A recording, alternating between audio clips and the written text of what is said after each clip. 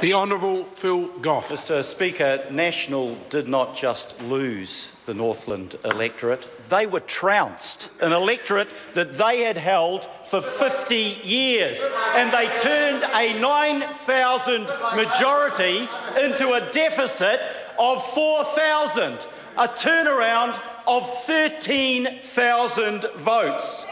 And for Joe Goodhue, if that's her name, says this is just because of the Labor Party giving it away, I want to say Northland was no Epsom.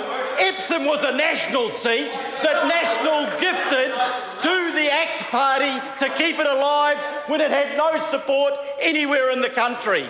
They gifted a National seat. Labor was never going to win Northland, and certainly some Labor voters voted tactically. But a lot of the support that National lost was from people who had voted National last time and who became disillusioned with a government that they regarded as tired, arrogant and ineffectual. I want to make this point too, Mr Speaker. This wasn't, as the National Party would now have us believe, just a local contest. Northland was covered with electoral hoardings from the National Party, with whose face on it? John Key. John Key went up there time and again. The only time he didn't go up there, Mr Speaker, was on election night, when, just as in the case of the Mount Albert by-election, he left his candidate floundering and didn't stand behind the poor, unfortunate Mark Osborne, who caught the flack of an electorate that was disillusioned with National. And sitting opposite me there is Simon Ten Bridges. Simon Ten Bridges, who reflects the fact that this government, in a way that I can't remember, Mr Speaker, in 30 years, went out to pork barrel Northland to try to buy their votes. Ten Bridges, $70 million, no cost-benefit analysis, no prioritisation, absolute bribe, and they thought that the Northland people would be stupid enough to buy that bribe. Well, Simon Ten Bridges shouldn't have the cheek to be speaking up and interjecting now. He was part of the failure of this National government, as was John Key, as was the maestro Stephen Joyce, who masterminded National to its worst ever defeat in a by-election, Mr Speaker. You know, the killer blow wasn't delivered by anybody but them. They shot themselves in the foot.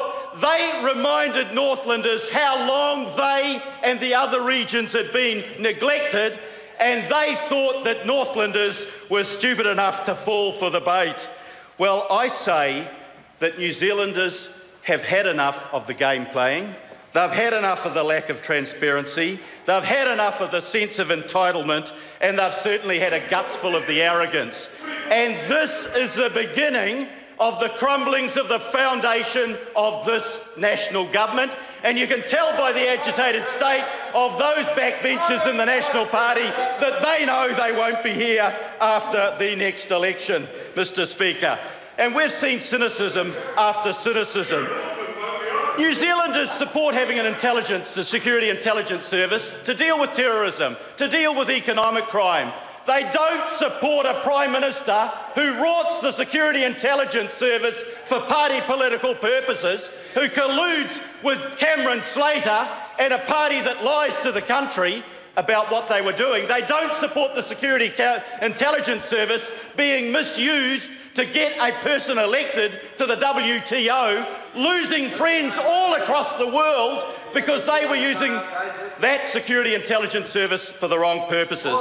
And finally, Mr Speaker, they don't support a National government that starves the country of money for education, for health, for policing, for all of the good things, but has money to bribe, that has money to subsidise a casino making a profit, and has money to splash out on a local charter school at Whangaruru that is failing while it's denying kids from disadvantaged backgrounds the chance to have a full stomach and learn in the classroom like everybody else. Order. Joanne Hayes. Kia ora, Mr.